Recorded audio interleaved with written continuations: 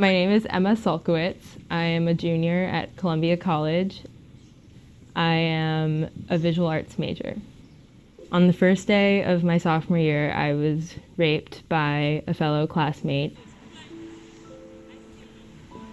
I didn't report at first because it's a big emotional trauma and I didn't feel like dealing with it at first until I met, at that time, two other women who told me the same person who had assaulted me had assaulted them. The school found a way to dismiss each of our three cases separately. My rapist still goes to my school and still is on campus.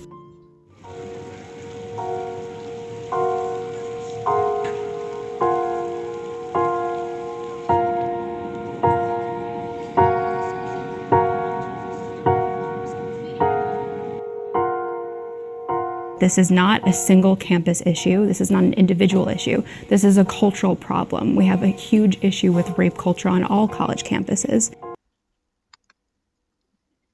As shown in the video, for victims like Emma, I will be talking about sexual assault on college campuses. I will be diving into some statistics, occurrences, recent events, my own personal feelings, and ways to lessen sexual assault on campus. According to womenshealth.gov, 1 in 5 women who are attending or attended college have experienced sexual assault. RAINN.org states that between graduate and undergraduate students, 13% of all students experience rape or sexual assault in some way. For graduate students, 9.7% of females and 2.5% of males experience rape or sexual assault through physical force, violence, or incapacitation. Among undergraduates, 26.4% of females and 6.8% of males experience rape or sexual assault in those similar ways. Women are most vulnerable to this violation during their first year at college. Due to the major difference between male and female sexual assault statistics, I will be putting a focus on women who have experienced this while at college. I would like to quickly say that this does not lessen the pain and sadness of males who have experienced this as well. I am putting an emphasis on college sexual assaults because this is something that is very relevant to all of us, whether it be ourselves, a friend, or just someone you pass on campus.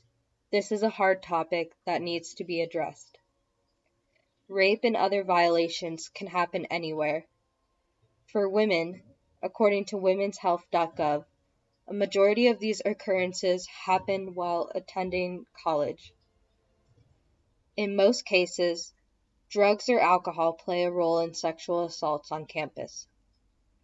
As claimed by a study, 15% of young women were raped during their first year of college when they were incapacitated.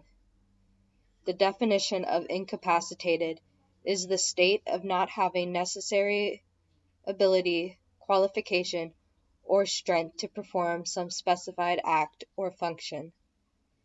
These young ladies in this study, and many more unaccounted for, were raped. They were taken advantage of in a vulnerable state. Sadly, only 1 in 5 college-aged females informed the police of their attack.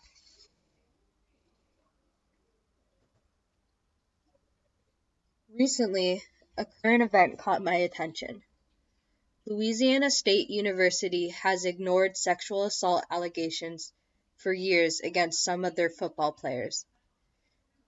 It's appalling how officials were aware of the incidents, but did nothing to help those survivors. It's saddening to know how many colleges just go right over sexual assault allegations. This is not a one-time thing. Like in the video that was played in the beginning, young girls are reporting these events and are being completely ignored. In 2015, Chanel Miller was sexually assaulted after drinking a lot while at a frat party at Stanford University. She was unconscious, and two young men on bikes came to her aid. Brock Turner, as seen pictured on the slide, her attacker, tried to run away, but the guys on bikes chased him and held him down until the police came. Brock Turner was a Stanford swimming champion and student. He got let off with only 6 months of jail time when he should have been facing years. Another girl from our very own college, JMU, was sexually assaulted. Caroline Whitlow was sexually assaulted on June 21st, 2017, while away on a study abroad trip. After returning to the area, she kept seeing her attacker all over campus. She finally decided to report it, and a hearing board found the JMU student not responsible. Colleges are ignoring these assaults. Whether they are star athletes or not, schools should be protecting the victims, not the attackers. Being a girl in college, this is something I fear often. I personally know several girls who have been victims. Knowing this is a real thing we may experience, it's personally scary for me being a girl at college. I always have to be aware of my surroundings. Walking back to my dorm at night after studying, or walking to classes after sundown, this is a fear I live with every day, even off campus. I know many women who feel this way too. Here are some tips I've gone by in an attempt to stay safe while on campus. Go to parties with friends. Meet up with new people in public places like dining halls. Always watch your drink. If you're ever at a party or social gathering and have a drink of any sort, do not put it down. Check under your car at night. Be aware of your surroundings. Always check behind you. Walk in well-lit areas. Hold your key between your fingers tightly to use at any time needed. While some of these may be basic, women tend to have these instincts to do these acts without thinking. We are taught growing up to have these tips memorized and to follow them. We are taught differently than boys on how to stay safe. Colleges could be doing more to help lessen sexual assaults on campus. Rave Mobile Safety had a few ideas to help do so. Have safety escorts.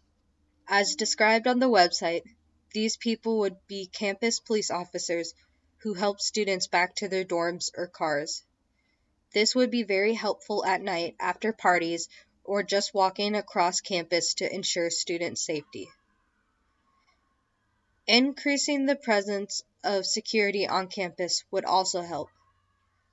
Having more resources present on campus could lessen attack rates and get those who need it help right away.